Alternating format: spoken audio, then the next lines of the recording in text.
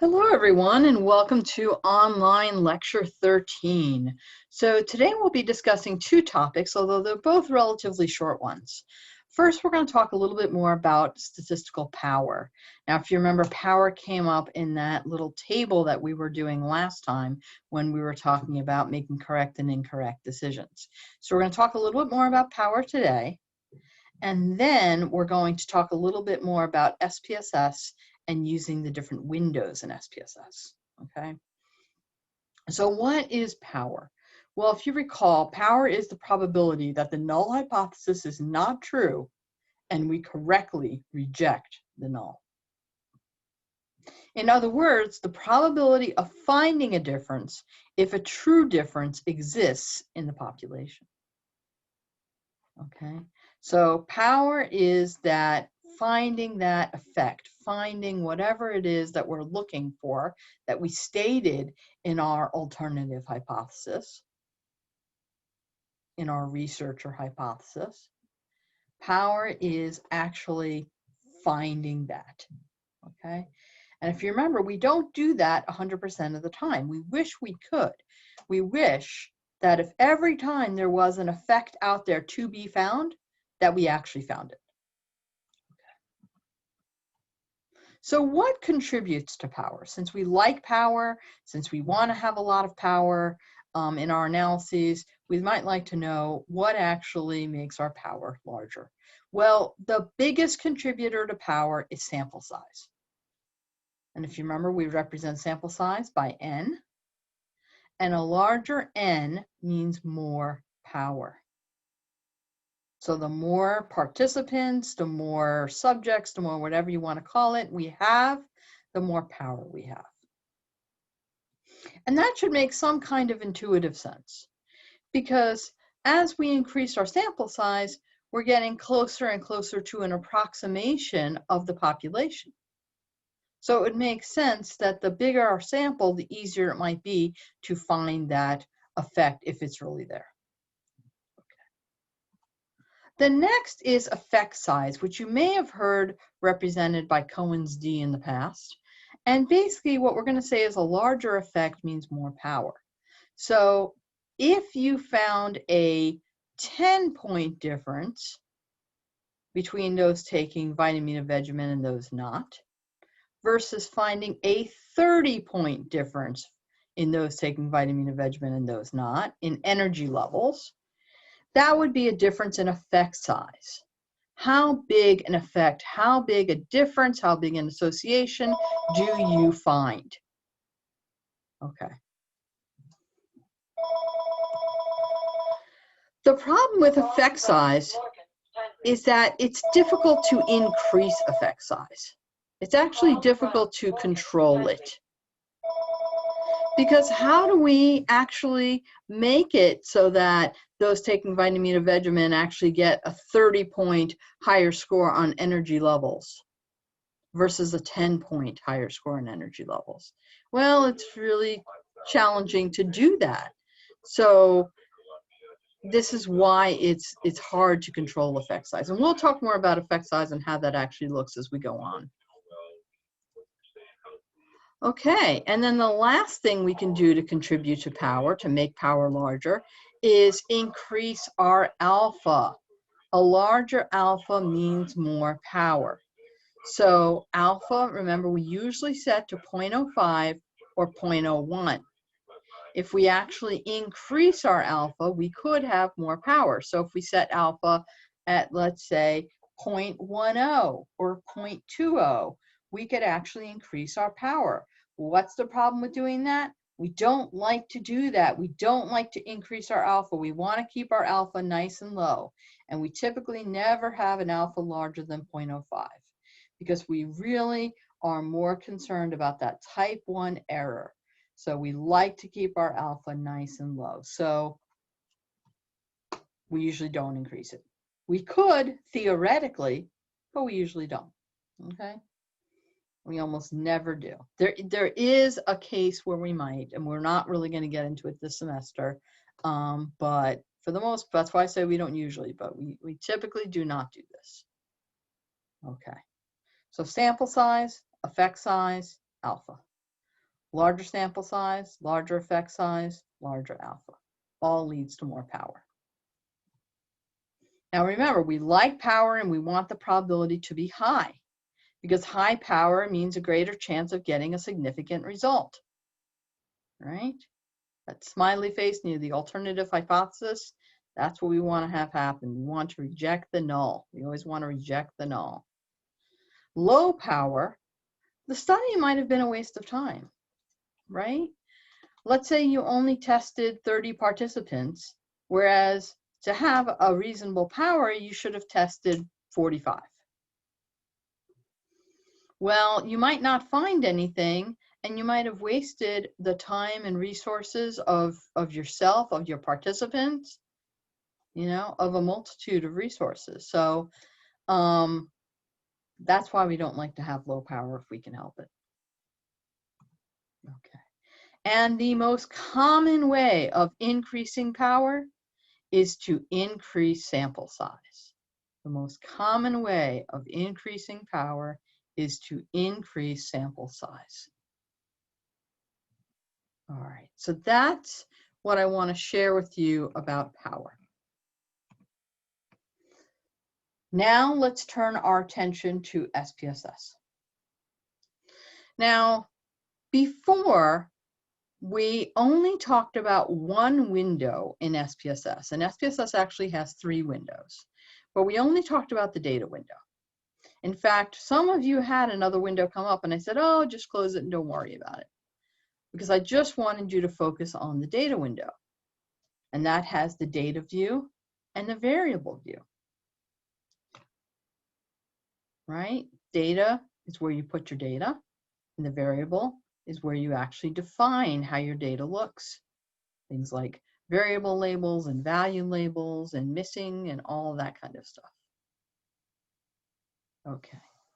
However, once you actually want to do something with your data, you can either use the syntax window to write in some code or programming language or whatever you want to call it, some instructions to SPSS to tell it, hey, I'd like to compare this vitamin and vitamin group to this non-vitamin and vitamin group on energy levels. So that might be, you know, you'd code that into SPSS in your syntax window. And then once you ran that code, it would come out in your output window or your results window. Okay, so we have the data window, the syntax window, and the output window. So in the syntax window, you can actually add any comments you like by adding an asterisk and ending with a period. Now, why do I mention that? Because your syntax, your code, actually does appear in your output. And I'll show you what that looks like. So you might be wondering, why would I ever bother using syntax? Well, in this class, we're really not going to focus on it very much. But the reason you might want to is so that you could add some comments. You might say, oh, I ran this analysis in September of 2020. So when you come back to it in March 2021, you'll remember that you were actually what you actually did. And you might make some notes in there about what you actually did and how you did it, so that you can come back to it at some later point and understand what you did. Okay. So what I want to do now is switch over to my SPSS screen and just show you how these different windows look. So this is what we've been looking at, our data window, and we can look at the variable view here, or we can look at the data view here.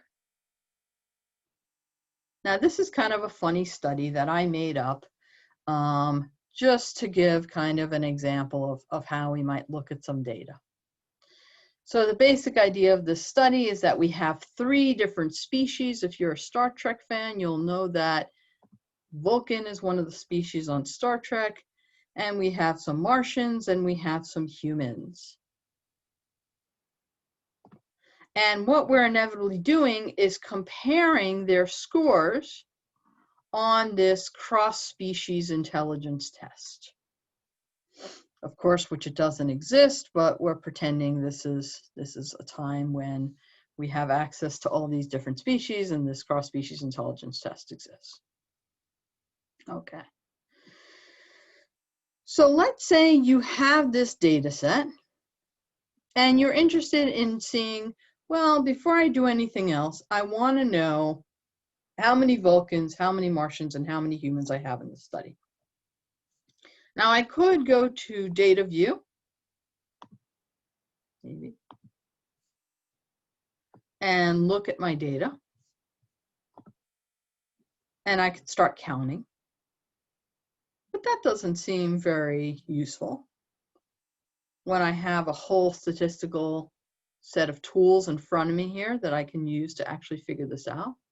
So instead, I might go under Analyze, Descriptive, Frequencies, and then choose to look at any categorical variable I like. It might be how the species are broken out. It might be marital status. It might be gender. It might be what their preferred color is. All of these are categorical nominal variables. So then I can do a variety of things. I can look at different statistics for them if I'd like. I don't think I need to look at any statistics here because really I'm just interested in what percents there are of each group. I can look at some charts if I like. Maybe I'll do a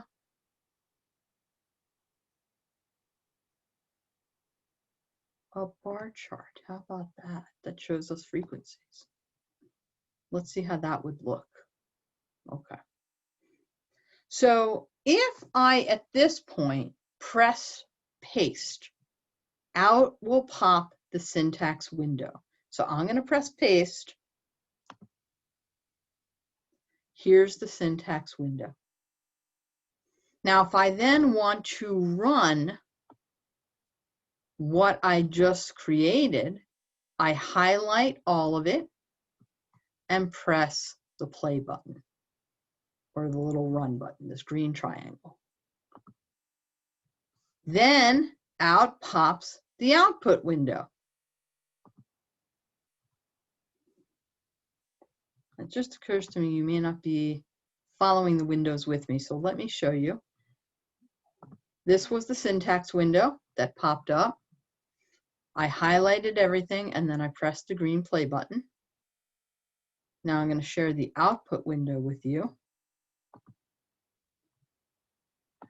Here is the output window that popped up.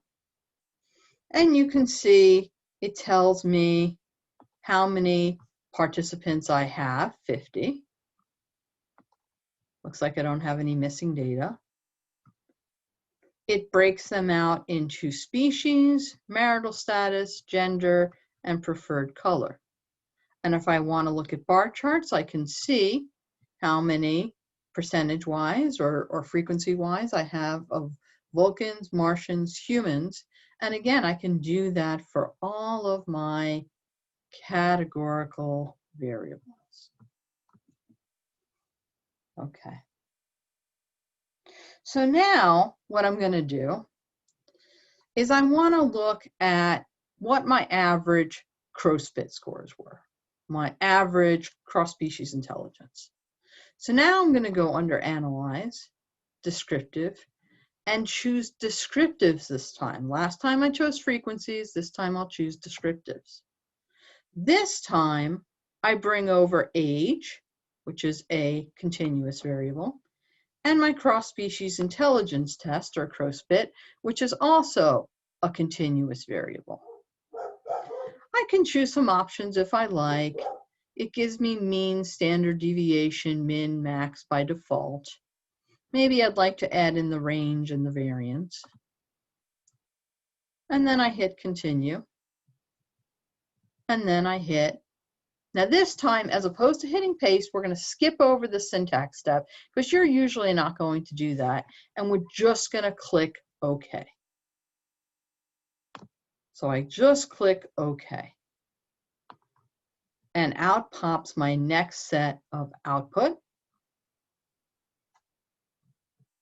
And you can see it gives me the range, the min, the max, our mean, a standard deviation, and a variance for each of these two different variables. For the ages, and it looks like the range of ages from 22 to 45 with a mean of 27.54 and a standard deviation of 5.072.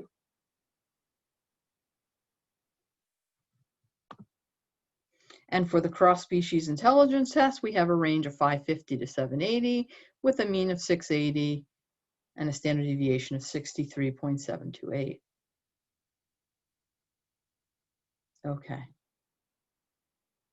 One more thing. And by the way, you notice I was able to go into analyze from here as well as from my data window. And honestly, it makes no difference where you go into analyze from. You'll see the same thing. So one more thing. Let's go into analyze, descriptive one more time, and go to explore. Now I can actually look at my independent and dependent variables together. So what did I say I was interested in? I think I said I was interested in species classification and cross-species intelligence test, right? So my dependent variable here, my outcome, the one I'm measuring, is cross-species intelligence. And species is my factor or my independent variable, or in this case, we can even say my categorical variable, because your categorical variable goes under factor, your continuous variable goes under dependent.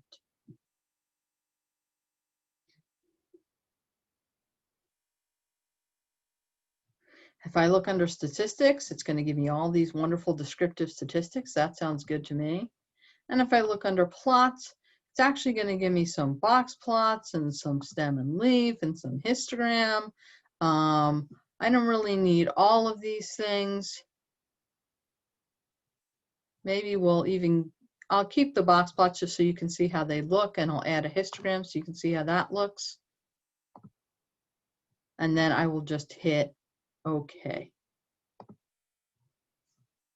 Once again, we have some output coming up. And again, it's telling us how many, starting off by telling us how many Vulcans, how many Martians, how many humans. No missing. And then it's going to go through, and for the Vulcans, it's telling me the mean, and it's giving me a median down here, a variance, and a standard deviation. So the Vulcans on average have an IQ of 710.63. The Martians have 690.71, and the humans have 648.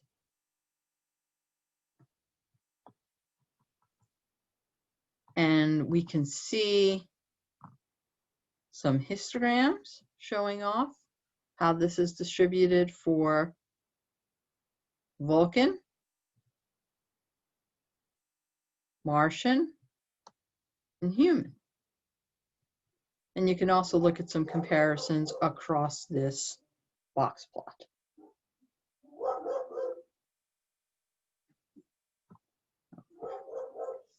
All right, so that's 3 analyses under your belt. Remember, you can use frequencies for nominal or categorical variables. You can use descriptives for your continuous variables, like your interval and ratio variables. And you can actually use explore if you'd like to look at a categorical variable with a continuous variable. Okay, so lastly, I'd like to go back to our slideshow for just a moment. Here we are, and I want to point out that there is a quiz based on today's lecture. It's quiz 5. Please enter the password 7452, and there is only one multiple choice question. So again, it's quiz 5, password is 7452, and there is one multiple choice question. That's all I have for you guys today. Stay safe, be well, and I will see you again next time.